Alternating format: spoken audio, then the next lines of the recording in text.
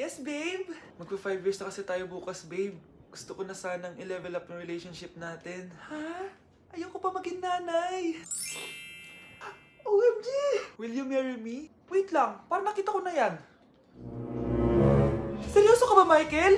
299 pesos na engagement ring?